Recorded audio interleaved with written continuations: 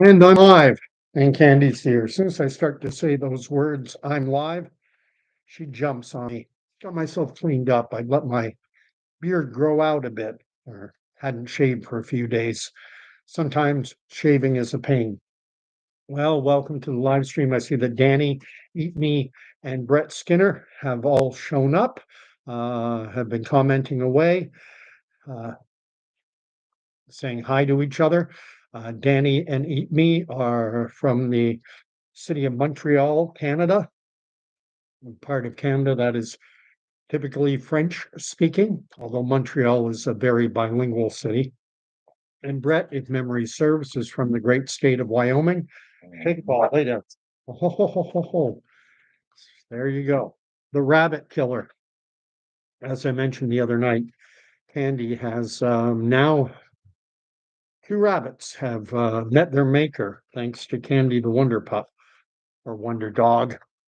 I'm going to invite you to fill up the live chat as I always do. Today is the 4th of May, 2025, and we're going to be talking tonight about the upcoming throne speech. The date for which I checked, what I've seen reported is that it is on May 27th. Nothing will happen legislatively in Canada. No laws can be passed through the House of Commons, through the Senate. No laws can be debated. Nothing happens until May 27th. The new parliamentary session opens with the speech from the throne. And I'm going to be talking about that in reference to my Christian faith. We talk about the throne, the seat of the monarch, the seat of the crown. And nothing happens until we have this speech from the throne. I'm here to tell you right now that the most important throne speech you're ever going to want to come across is contained within the pages of this book, and I'm holding up a copy of the Holy Bible. This is the ultimate throne speech. However, we live in a constitutional monarchy in Canada. And so what that means is that the head of our government is the head of this, our terrestrial existence, Canada. The head of our government is, in point of fact, the crown, the king, or as the case may be, the queen. For most of my life, Canada had Queen Elizabeth as the head of the state. And with her recent passing, King Charles ascended to the throne, and now we have the king. And normally, what would happen is that the governor general would read the speech from the throne, acting as the king or queen's representative in Canada. The speech itself is not written by the governor general or King Charles. The speech is written by the governing party, by Mark Carney's Liberals, and what they will be laying out is their agenda, their plan, their vision for the country over the next number of years. It could be as long as 4 before our next election. And that would be my suspicion. The most likely outcome is that we will have an election sometime in between 3 and 4 years from now. I don't think we're going to see one before then. So we're looking at 2028 to 2029 before Canadians get to vote at the polls again. Noticing I have a rip in the shirt, and that's courtesy of Candy the Wonder Dog as well, but I like the shirt, so OHL, Ontario Hockey League. So King Charles will be reading the words prepared for him by the Carney-led Liberal government and laying out a vision for what is in store for Canadians over the coming years. And I'm here to tell you that topic number 1, this is my opinion. I would wager on it, though. We are going to hear about we're going to hear plenty about climate change and about the urgent need to confront the challenge of climate change. I expect to hear it framed as a crisis. The world is in crisis, and that Canada must be a leader in transforming its economy, its way of life, our societal expectations, all around confronting this existential threat. That's another way I expect it to be framed. The existential threat of climate change. Existential, very real and present. It's right in front of us. Existential. It's real, it's right there, and we've got to confront it. That is the language I'm expecting. Words that speak to that, what they will present as the reality. SRCX up in the Yukon is writing that he had a bonfire under the stars with Aurora Borealis. Wow, I'm sure it would be spectacular up there. Canada's an amazing country, some amazing geography from the Yukon to Nunavut, from Newfoundland to British Columbia. Spectacular country. And what we're going to be hearing in that throne speech, that's coming again, I think it's Tuesday. I'd have to check the calendar for the specific day of the week, but I think it's a Tuesday, the 27th. Yes, in point of fact, it is Tuesday, the 27th.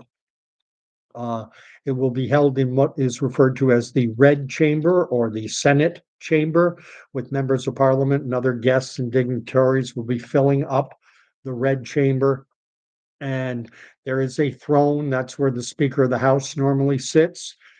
Charles will mount the throne and he will deliver the speech. And I am expecting to hear about the pressing need to address climate change and for Canada to be a world leader in combating this existential crisis. I'm also expecting to hear about the sacrifices we will have to make. I'm expecting, as I wrote in the description, something of a carrot and stick approach. And the stick is going to be about the need to sacrifice. We are going to need to sacrifice in order to confront these challenges so that there is a world worth living in for our children and our grandchildren. I expect it to be over the top. What is the carrot then? We're going to be asked to sacrifice. We're going to be asked to pay more for gasoline, for natural gas, for energy. We're going to see our bills going up higher. However, this is a sacrifice we're going to be told that is needed in order to ensure that the planet Earth is livable in generations to come. What is the carrot, or what is the carrot then? If that's the stick, what's the carrot? The carrot is going to be a promise of a glorious new future with Canada as a world leader in this so-called green economy. We're going to lead the world in carbon capture technology, where we capture carbon so that it is not released into the atmosphere. We are going to be a world leader in renewable energy and things like wind and solar. Goodness knows. And everyone who has been on my channel before already knows my opinions on all things regarding climate change, and the fact that I have said it many times that regardless of whether we release carbon into the atmosphere or not, whether we burn fossil fuels or not, I'm here to tell you that, surprise, surprise, the climate will continue to change. We will still be experiencing climate change in the world no matter what Canada does. And all we're going to do is make life less affordable. I also am expecting talk about what to do about Canada's housing crisis. Carney has spoken during the campaign about creating a new housing agency, about investing heavily in mini homes, energy efficient, green friendly, etc. Mini homes. I expect, environmentalism and climate change to be an underpinning to just about everything put forward. But I am also expecting, Canada to the rhetoric that is going to be coming out of King Charles's lips is all about Canada.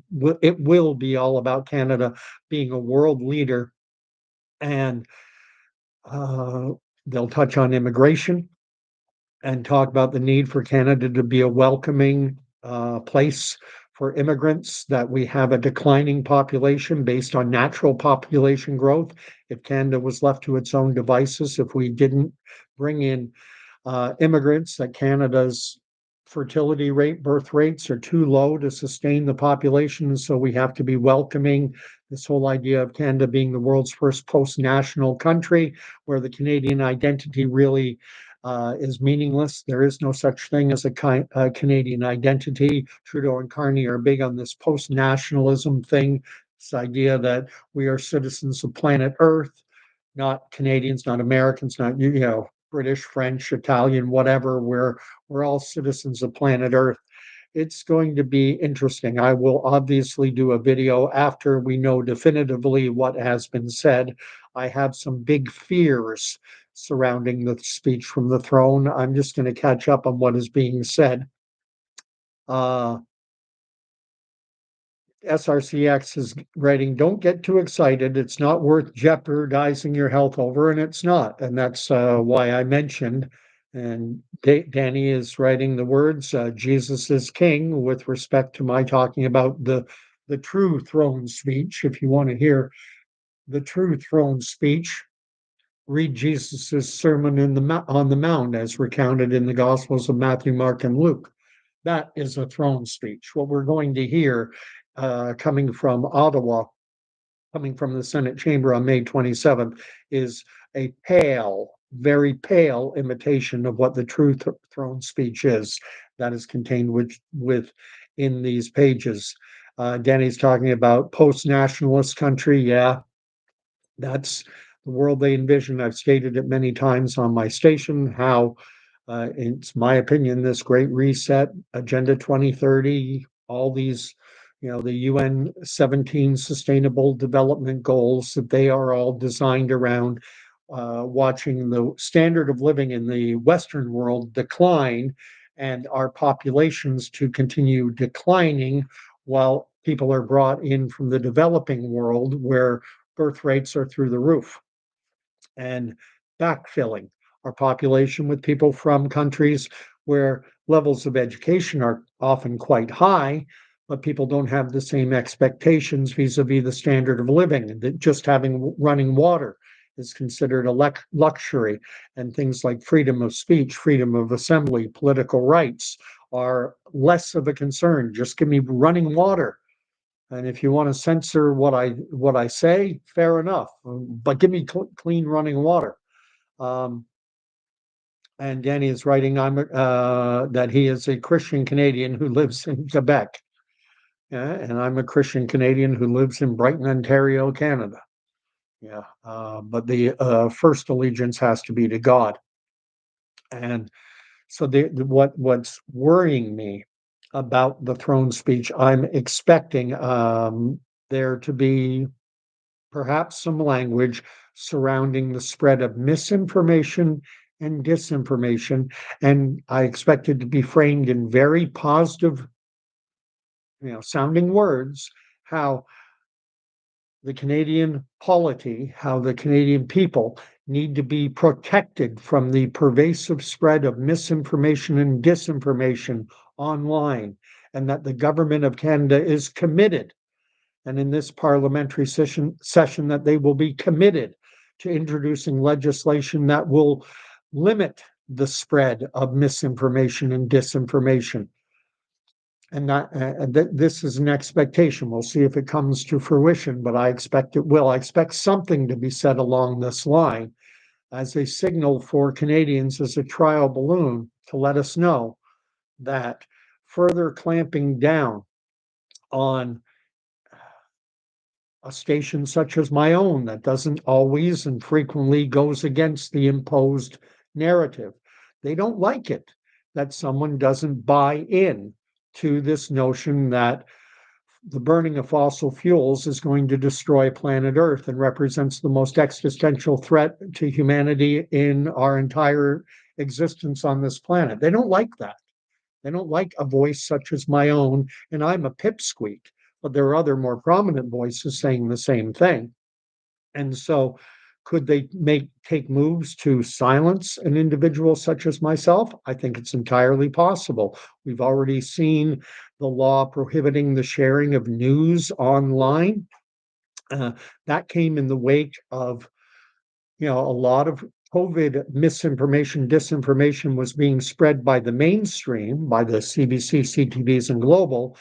I was talking about the other night how they gave prominent coverage of a male choir, homosexual male choir, who gathered to sing a song, all separated by 6 feet or more, singing into their microphones, going, vaccinate, vaccinate, gets rid of COVID, vaccinate, vaccinate, gets rid of COVID, gets rid of COVID, does it? The vaccine gets rid of COVID. Well, everyone now knows that is misinformation and disinformation. However, you're allowed to spread that around. What they didn't like was individuals going online to stations like YouTube or Rumble or Odyssey or any one of these platforms and spreading the truth. Remember, it would be nice if everyone had read the book 1984. Everyone's familiar with it, but it's a book that needs to be read and reread because the primary character's name is Winston. He works at the quote unquote Ministry of Truth in an upside down world where lies are promoted as truth and truth are turned into lies. We were given the lie that vaccinate gets rid of COVID, but it doesn't. So that is misinformation, disinformation. That is a lie. But according to our government funded media sources, that was the truth. Lies become the truth. And that is the world we live in. And a station such as mine or any number of other stations that dare to push back against this narrative that climate change is not the major existential threat they make it out, and we do not need to impoverish ourselves in order to save planet Earth. I was just watching former Vice President Al Gore addressing what was probably a congressional hearing and talking about predictions from experts that said 15, 20 years ago, he was saying within 5 years, for the first time in human history, the Arctic will be free of sea ice. There will be no ice on the polar regions of the planet. The polar ice caps are going to completely melt. Well, guess what? Climate science was once again wrong. It's been wrong for 30 plus years. It's not science. It is guesswork. It is computer modeled simulations. And yet it's foisted on the population as this is what the science says. And people hear the word science and they mistakenly believe that, oh, science, this is empirical, not to be questioned fact. And if you can't, the entire, unfortunately, most people don't know what science is. They hear the word science and they think empirical fact. Whereas in point of fact, science is a process of questioning and investigating and then verification. I believe that if we continue sending fossil fuels, burning fossil fuels, sending carbon into the atmosphere, it is our contention that it will lead to a warming of the planet to such a degree that the polar ice caps are going to melt. That is our contention. Well, over the past 30 years, carbon emissions have been climbing constantly. So your parameter was met. We continued burning fossil fuels. Let's look at the sea ice now. Well, guess what? Your prediction failed. And they have failed over and over again for the past 30 years. They always make excuses. This is the North American, the Western world standard of living is built on having had for the longest period access to cheap energy, cheap electricity, cheap natural gas, cheap gasoline. It's driven our economies. Now they want to impoverish the Western world. And how do you do that? You eliminate cheap energy. China, India, Pakistan, the developing countries, they're spewing coal, they're burning coal, sending goodness knows how much carbon into the atmosphere. And that's okay. It's Canada that will be told in that throne speech coming up that we are going to have to sacrifice. So let me read what is being said. SRCX is saying to live a fearless life.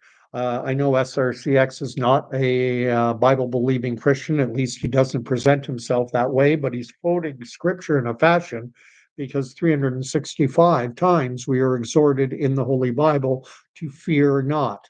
We are not to live in a state of fear. We are to put on the armor of God and to be courageous and bold and fearless in confronting this crazy world and the lies that permeate, that the lies that say a boy can be a girl and a girl can be a boy, that you can deny the basic fabric of reality. Um, let's see what else is being written. Uh, Danny is saying we are letting too many backwater country people in. We need immigration. It's simply a question of how much. And I saw an article recently, I believe it was pegged at 5%. We're talking about 2 million people a year. That's a province in and around the size of Nova Scotia every single year. These are ideas that are being punted. We'll see if they come to fruition. I expect that they will.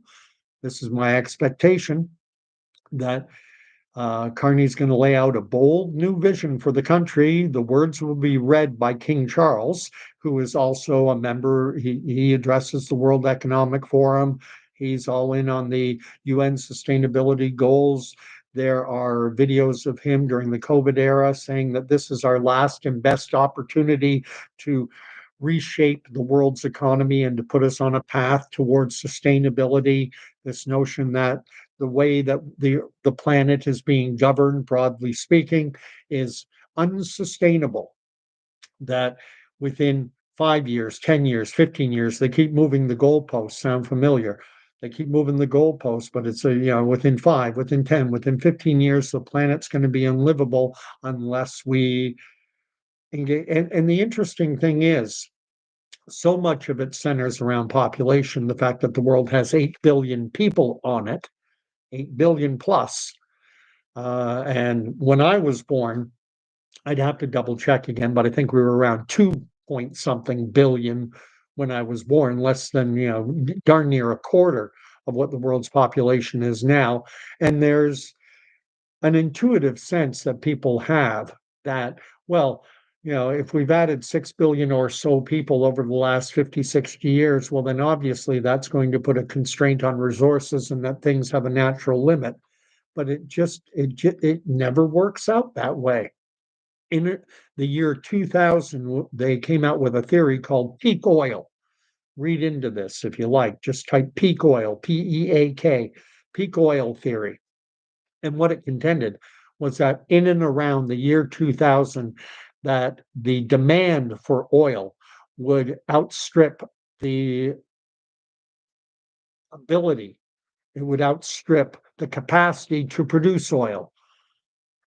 We would be using more than industry could produce, than oil and gas exploration could find, and that the price of oil was going to go skyrocketing because demand would keep climbing, but supply would hit a peak that it couldn't go over.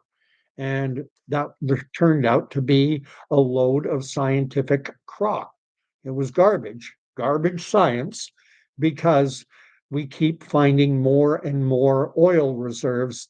I don't think the human brain can fully grasp the absolute enormity of our planet and the fact that 8 billion is nothing. We are like fleas on the back of an elephant, and we're 10 fleas that's gone from 10 to 100, and now we go, oh, we're gonna kill this wonderful elephant that we reside on his back, because an elephant can't sustain 100 fleas. When I was born, there were only 10 of us. Now there's 100. It's too many. Then it goes to 1,000. Oh, 1,000 fleas. We're going to bring this elephant to its knees. It's not the best, but it's not a bad metaphor, I don't think. We fail to recognize the absolute enormity of the planet on which we live. If you look at a country like Canada and our 40 million people, or to look down south to the United States, when I drove down to New York City through, I'm not sure what those mountains, the Adirondacks, uh, whatever the mountain range north of New York City is called. As you drive into New York City, you are in a pristine, gorgeous wilderness. And then half an hour later, bang, you're staring at one of the world's largest metropolises, but just half an hour away. is pristine countryside and sparsely populated lands. There is so much unused land just in the United States, and that's a country with 330, 40, 50 million in that range. Look at China. They've got 35 times the population of Canada, 1.4 billion people, and they have enormous areas of unpopulated, pristine wilderness as well. This planet has more abundance than we can fathom in our tiny little brains. Um, And then SRCX now is writing that the separation of church and state is extremely important in a democratic society. Do you feel that your personal narrative is somehow empowered by God? Very dangerous. Uh, when you talk about a nation state having a culture, just about all cultures are informed by some form of religious belief. And Canada used to have something of a cohesive religious belief. That's not to say that everyone believed in it, that everyone was all in, and there was variance within it, but there was this cohesive belief. Before parliamentary sessions, there would be a prayer offered in our school system. The opening exercises would begin with the Lord's Prayer because there was a basic understanding that Canada was a Christian nation. Now, of course, we've removed any reference to God from the school system, from our court system. And over this time, are we seeing Canadian society progressing or regressing? Is crime getting better or worse? Are mental health issues getting better or worse? Are health issues getting better or worse? We are progressing, but are we progressing to something good or towards something bad? And then SRCS goes on to say, all due Gord, all DUE Gord, in my humble opinion, you are doing a great disservice by interjecting. Well, if you believe they are false beliefs, then I know you seem to enjoy being a bit of a something disturber and you like to stir things up.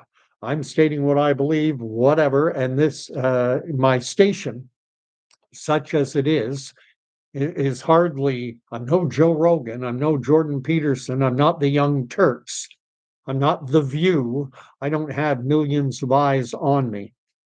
We'll see what happens in the months and years to come. Maybe my station will grow. Perhaps it will. We'll find out. Actually, I'm employing some effort into expanding the reach of the station. I got an email from someone explaining to me some of the things I can do to, it's called SEO optimization, search engine optimization, words that can be used, keywords, meta tags, things like this. Um, Small little incremental improvements I can make without changing the nature of the content that I'm putting out that will perhaps bring more eyes on. And if more eyes come on, then some of those eyes may say, yeah, this guy has something worthwhile. I enjoy his perspective. I don't always agree with him, but I liked what he said about that. I'll hit subscribe. I will hit the notifications so that I can participate in a live. I'll throw down a comment. Anyway, Danny's favorite COVID 1984, or rather Convid. Uh, Danny, no, you're not the only one here. Uh, and Eat Me is writing that their big cover was blown wide open when Burla, who is the CEO of Pfizer, refused and sent an assistant in his place during an EU committee on the subject. Yes, there was a famous European parliamentary session where a senior executive with Pfizer admitted that no studies were done to determine whether or not the vaccines had any impact on transmissibility. She famously said, we were moving at the speed of science, which blew my mind because having a decent understanding of how science works, I know that science done properly is very meticulous and it moves very slow. She was suggesting, it was a woman who was a senior executive with Pfizer, was suggesting that science moves at lightning speed. We're moving at the speed of science. Well, if you're moving at the speed of proper science, you're moving at a snail's pace, crossing every T, dotting every I, being meticulous, not destroying placebo groups, which is what happened with the COVID jabs. They destroyed the placebo groups by unblinding the trials and then offering all the participants who had received placebo to receive the actual mRNA with Moderna and Pfizer. And now you don't have a placebo group. So when you're gauging long-term safety and you're looking at things like heart issues, myocarditis, pericarditis, whatever, you need to measure, okay, we have 50,000 people in the dosed arm, and we should have 50,000 people in the placebo arm. And now we can determine what is the rate of myocarditis in the dosed and what is the rate of myocarditis in the placebo group. But if you destroy the placebo group, then you can't compare. There's nothing to compare it to. And the two groups have to be roughly equal in size. But what happened was, under the guise of saying that this COVID emergency, we've got to break with protocol. We have to break with scientific norms that would require that the placebo group remain blinded and untouched. Well, we're going to unblind the study and we're going to offer the jab to all the people who got the placebo, and we're going to destroy the placebo group. And now we cannot gauge. We have how many cases of myocarditis, pericarditis in the dose group? It's 5 per 100 or 3 per 100 or whatever it is. Well, what is it in the placebo group? Well, the placebo group, we have 80,000 in the dose group, but we only have a less than 1,000 in the placebo group left. So we can't make any meaningful comparisons. The placebo group isn't adequately powered. Why? Why isn't it? Well, we destroyed it. We unblinded the trial. We broke with scientific norms, with the usual protocols. It's disgusting.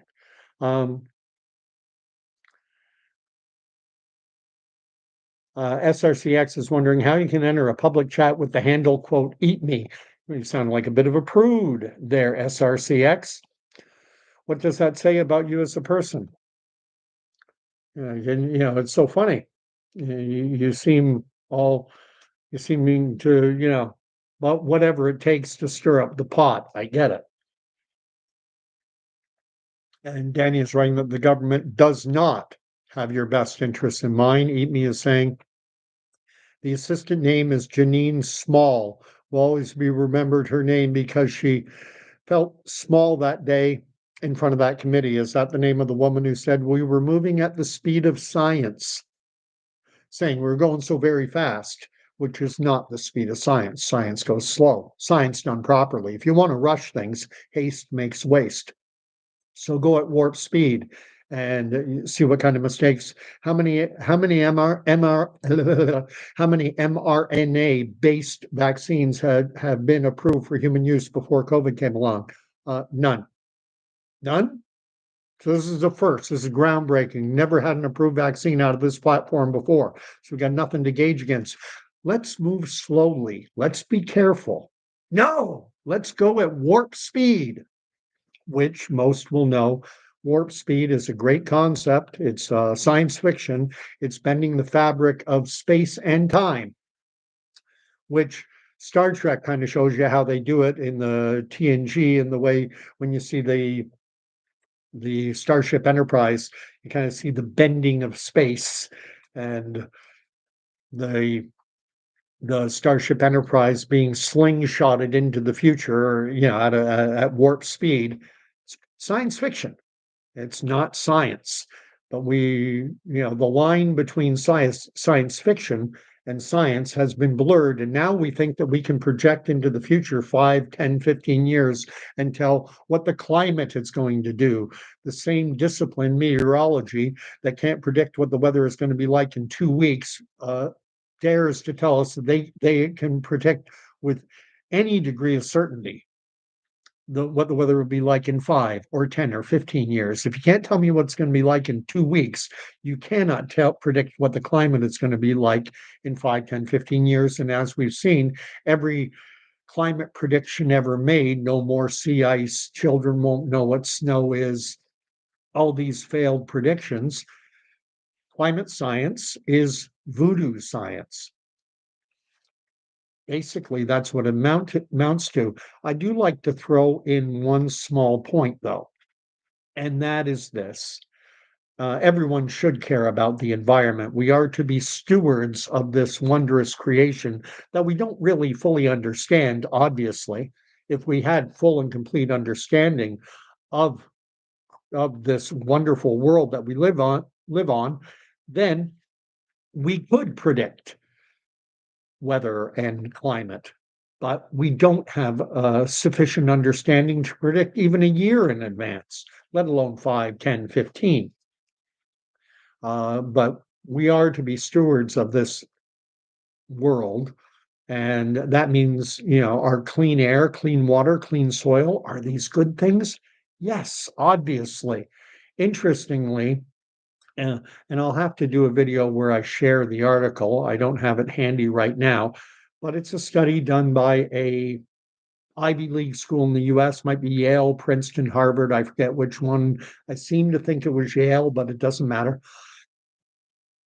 And what they found is that the areas that desert regions are shrinking, that the edges of the Sahara and other desert regions are greening, and that the desert regions are shrinking.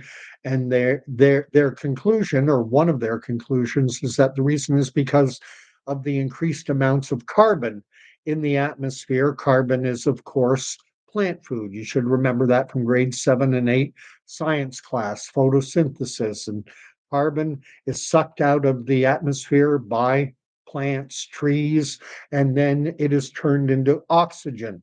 So the more carbon in the atmosphere, the more plant food, the more plant food, the more plants grow, and desert areas shrink.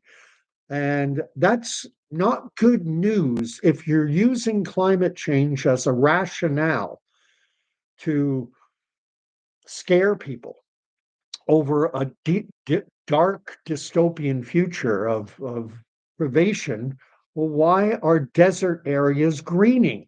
This is a good thing. And the article actually does try to explain why greening, why losing desert, losing parts of the Sahara, why this is a bad thing, because it could change climatic patterns. Climatic patterns are always changing, regardless. There's always, evolution. Come on. I thought you liked evolution. Well, climatic patterns evolve as well. It's crazy. Uh,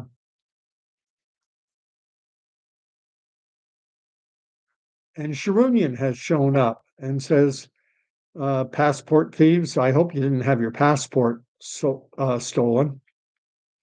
Uh, and Danny is writing, God gave us enough for 10 times the overall scared people. Like Danny is contending we could have 80 billion people. We'd be fine. I think we could have, I don't know how high we could go, but it's much higher than 8 billion. Um, and that scarcity is a government creation to create control. I agree with them. I'm just trying to catch up on what has been written. OJ Malik, our good friend from the great state of Florida, has shown up. And for what it's worth, there seems to be some discussion. SRCX is all of a sudden becoming all holier than thou and doesn't like the name Eat Me. Oh, well. Um, who cares? A rose by any other name would smell as sweet. And Koji Malik is sending greetings to Eat Me. Um, they're both female. Uh,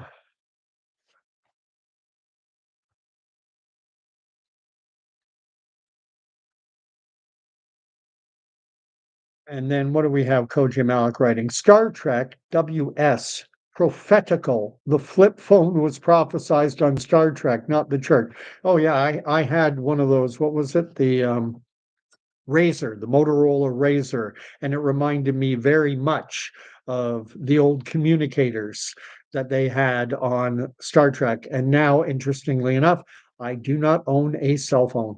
Not a smartphone, not a cell phone, no interest in it. Facebook had a survey up the other day and they said, would you participate in a survey? I said, why not? Let's see what they're asking. And I clicked on the survey and it said, as your primary phone for phone and texting communication, what do you use? Do you use a Samsung Galaxy? Do you use an Apple iPhone, I guess? Or do you use, and then there were a couple other choices, or then it was none of the above. And I clicked none of the above, and then thank you for participating in the survey. That was the end of it. Uh, and I guess what you meant to write was Star Trek was prophetical. Star Trek, especially TNG, I found had some very prophetic episodes. One I remember very well where the crew of the Starship Enterprise was basically taken over by some type of video game. There was an implant type of glass that you would show, and then there was a mind interface, and you would guide almost like a basketball into the hoop, but you would guide this little, I don't know, flash of light through a circle, and it would release chemicals in the brain, make you all happy. And everyone on the Enterprise was hooked into this game except young Wesley Crusher and his girlfriend. And the technology was being used by an alien species to take over the Enterprise. And I think about the world in which we live now, where so many of the kids are addicted to Minecraft, or I don't know. We don't play video games in the house, so I don't know all the games. Grand Theft Auto. I'm probably using some very outdated video games. I think Minecraft is relatively current, and there are others. And gaming is just and virtual reality gaming are so huge. Cousins, we do go to see family in Mississauga, and I have put on the big VR virtual reality goggles and interacted with that world, and it's very seductive. And especially you think about young kids with their developing brains, and they're divorced from reality. It's virtual reality, and you wonder why people don't even know that Canada is a constitutional monarchy. That people think they're voting for either Mark Carney or Pierre Polyev, and they get to their polling station, they're given a ballot, and they're like, where's Pierre Polyev's name? Where's Mark Carney's name? Where's Jagmeet Singh? Well, you don't live in one of the ridings they're running in. You don't live. I think Jagmeet was in Burnaby C. I think Mark was Carleton, or rather Nepean, and Pierre Polyev was Carleton. Unless you're in one of those three ridings, you don't see his name. But people are so caught up in virtual things that they don't know what's happening in the real world. Uh, let's see. Eat Me is writing. Still remember my mother in the late 70s telling me that they predict within 20 years Montreal will have the climate of Florida. Darn it, they were wrong. Where are my palm trees and beaches? I was thinking about that earlier today, about the failed predictions that have gone on. Starting in the late 70s, there were predictions that the North American landscape was heading toward another ice age. And then it was shortly after that that they were telling us to stop to stop using aerosols, because aerosols were punching a hole in the ozone layer and we were all going to fry. But then they found out that the ozone layer basically kind of is a self-healing mechanism. That's the way it's built. So then, and then it was after the ozone layer scare turned out to be unfounded. That's when we started to get this idea of the greenhouse gas effect, trapping, the burning of fossil fuels, that it traps in this theory, like the theory about the hole in the ozone layer, like the theory about the coming ice age, like the theory. We get these theories, but rather than being treated as theories, they're treated as empirical fact, because they stick the label science on it. And people think, again, science is empirical fact, whereas it's not. This is a scientific theory. If our theory is right, over the next 5 years, we're going to see the polar ice caps melt. All right, let's look, let's see. Okay, carbon kept going up. So now there's no more ice in the polar regions. Well, no, we were wrong.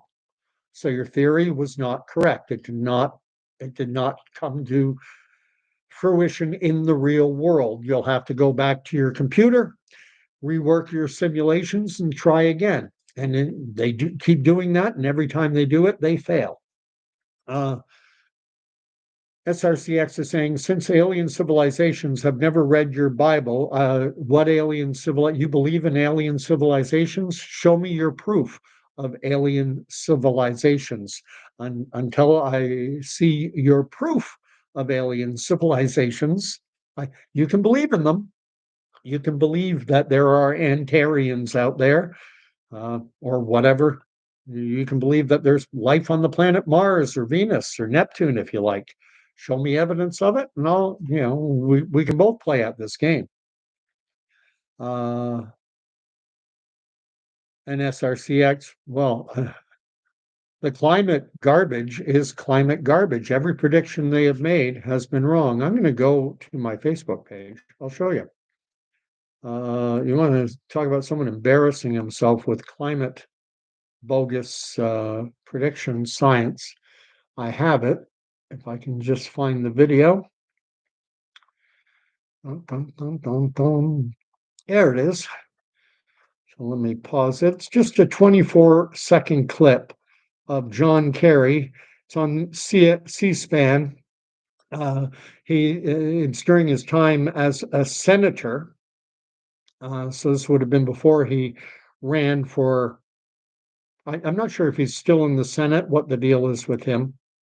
But here, let's share the screen, and you can all watch John Kerry spewing garbage science.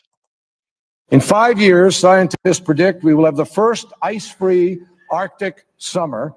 That exposes more ocean to sunlight. Ocean is dark. It consumes more of the heat from the sunlight, which then accelerates the rate of the melting and warming rather than the ice sheet and the snow that used to reflect it back up into the atmosphere. In 5 years, scientists predict we will have the first ice-free Arctic summer. That exposes more ocean life.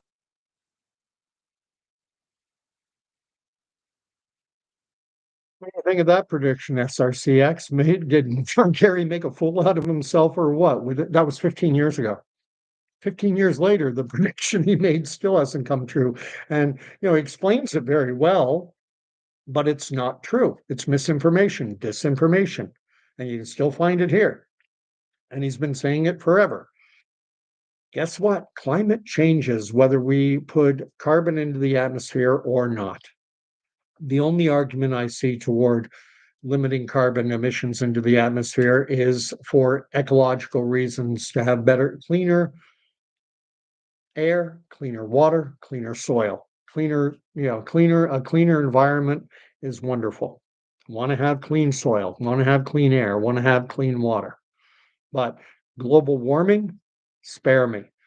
The planet is sick. We go through centuries long periods of warming and cooling, warming and cooling. We're in a warming trend right now.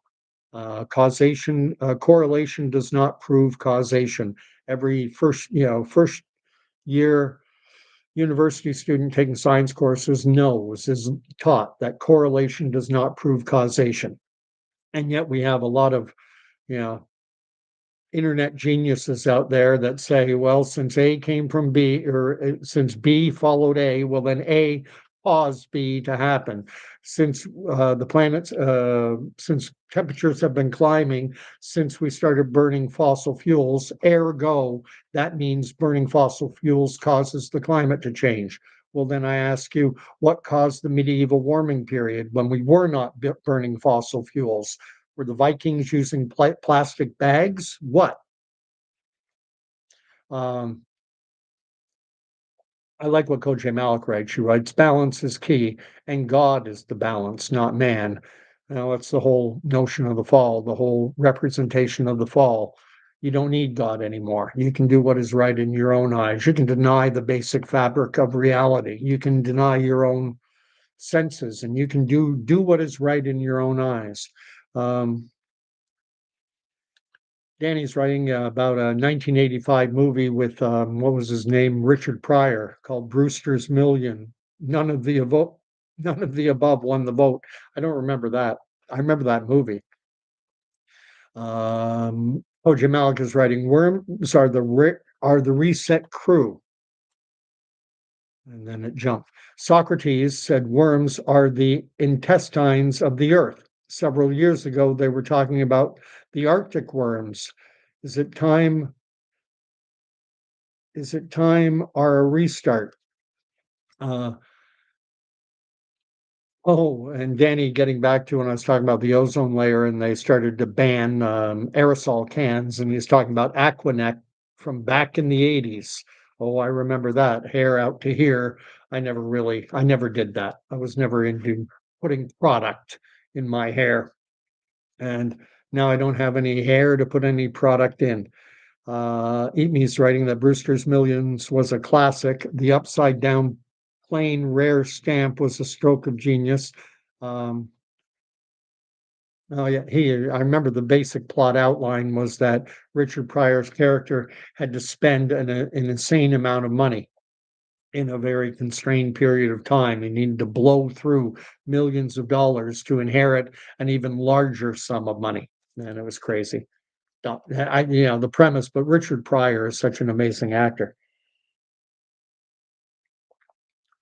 SRCX asks for proof of God. Well, it's all around you. I've talked about it before. I'll say it one last time. The mosquito, the blue whale, the hummingbird. Pick your life form. That to me is proof of evidence of God.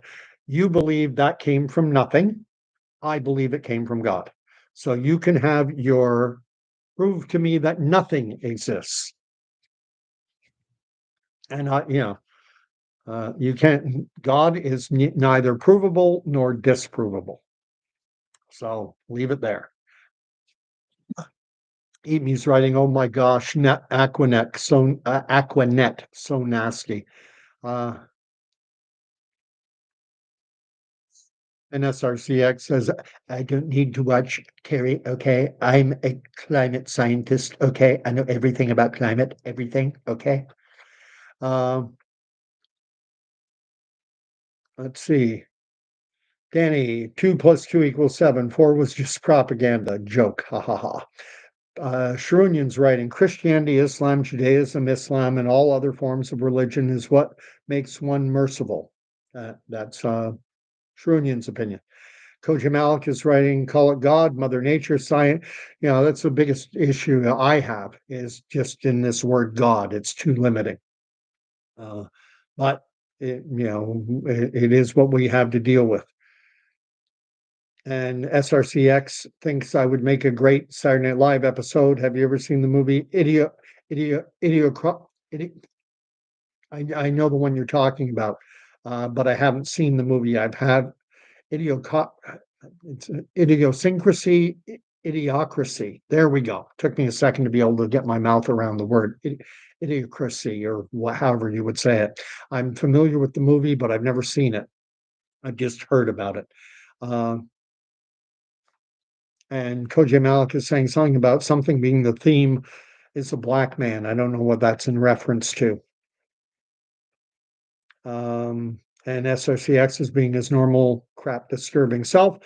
Danny's writing, there was talk of one world religion called Krishlam, Whiskey Tango Foxtrot. No kidding. And is asking me, how far did you go in your debating class? I was never part of a debating club or anything. The closest I remember is a course I took in global world issues. You talk about a very lib left type subject for a class, global world issues. And I remember getting into a debate over the Holocaust. And I took the very unpopular side of defending Germans who basically turned a blind eye to everything that was going on under the guise of, well, what are they supposed to do? They're not going to stop it. They could get run over by the steamroller that was the machine that was operating in Germany in the 1930s and 40s. or yeah, and it sparked quite a lively debate because it's obviously an emotional issue. And you've heard me talk many times about what happens to the human brain when emotion gets involved. People divorce their intellect. They shut down the higher thought process, and you just go into fight or flight. Anyway, uh, I like what Danny's writing because there is an issue for some over Michelle Obama, or is it Mike Obama? And he's writing, Michelle Obama admits it was hard for her as a black man during MSN interview. Internet exploded over it. I didn't see that.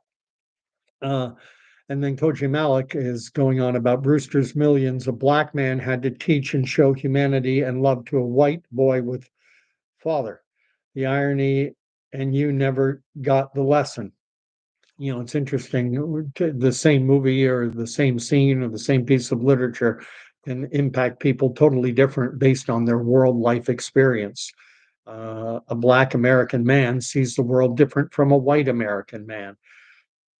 When a white American man gets pulled over by the cops for whatever reason, his expectation about the coming interaction is likely divergently opposed to what a young black man would be thinking as a white officer approaches him. Uh, at any rate, I'm going to wrap it up, keep it under an hour or around an hour. So we're going to have a throne speech May 27th. King Charles will mount the throne and he will proclaim what the Liberal government, he will be reading their script about what the Liberal government is planning for the coming years. I expect us to hear about the climate crisis. I do expect those words to be used about Canadians needing to sacrifice in order to confront this crisis. But then I further expect there to be a carrot dangled out in front saying that, with sacrifice, at the end of the road, Canada will be a world leader in green technology, carbon capture, and solar and wind power. And this will be the environmental utopia, and a shining example to the rest of the world. I fully that is nine. I'm fully expecting that part. I'm concerned that there will be talk about limiting free speech online and the need to silence anyone who dares to question the overwhelming consensus narrative that the government wishes to put forward, whether it be on climate change, whether it be on something like the COVID vaccines. They wouldn't want anyone suggesting that they would, they won't. They would. If a new vaccine comes out for a new disease and they declare that it is 100% completely safe and effective and that it will stop you from getting sick and transmitting it on. They don't want any voices contradicting that messaging. So, whatever they decide the narrative is, they will want to, I believe, shut down all dissenting voices. So, I'll be listening carefully to the throne speech to see if King Charles has anything to say about the the need. I'm sure they will frame it in very positive language. And if they talk about this, they're going to frame it as, we need to ensure that Canadians are protected from misinformation and disinformation, which will require the government to step in and to place further restrictions on social media sites to protect Canadians from the dangers of misinformation, disinformation, which threaten the very core values of our democratic society. It'll be very positive. That's just off the top of my head. It'll be very positive, very wonderful. And that works on a lot of people. A lot of people, if they see an advertisement and it says 9 out of 10, in a recent government surveys, 9 out of 10 doctors recommended, that's all they need to hear. They go, oh, this must be good. They did a survey, a study recently by a government, and 9 out of 10 doctors. So, well, that's all I need to know. They don't ask how recent, they don't ask what government, they don't ask whether they're medical doctors of philosophy. They don't care. They just have bare bones, basic information, positive sounding language, and they go along like sheep going down to the shear, like cattle going to slaughter. Oh, good enough. Recent government survey, 9 out of 10 doctors recommend moo. Let's follow the rest of the herd. and they don't like dissenting voices. Authoritarians never have. So if you like the stream, like, share, subscribe. You know all the rules or all the things YouTubers say, and I'll wrap it up there. I am trying to grow the channel a bit, and I'm trying to engage in some technical stuff that I don't understand that well, but I'm learning meta tags and hashtags and what words to use, what words not to use in the description. I don't want to censor myself. If I want to talk about climate change, I'm going to use the word climate change. If I want to talk about abortion, I want to use the word abortion. If I want to talk about, someone being killed, I don't want to say someone was unalived. I don't want to play those games, but there are things I can do, I believe, that will increase the number of eyes that land on here, and then we'll see what happens. So God bless. Danny, eat me, Cryptomeria, Sharunian, our friend up in all the way up in Wyoming. Names, gosh, I sometimes names sometimes forget Brett Skinner. Everyone who showed up and filled up the live chat, thank you. We'll see y'all in a night or two. Take care and God bless. Oh, I normally end my videos with a blessing, and I almost forgot. May the Lord bless and keep you. May the Lord make his face to shine upon you. And may the Lord grant you peace. And if you want to read the true speech from the throne, get into the Holy Bible, and then you'll be better equipped to understand what's really being said when King Charles reads Mark Carney's words to the Canadian people. God bless.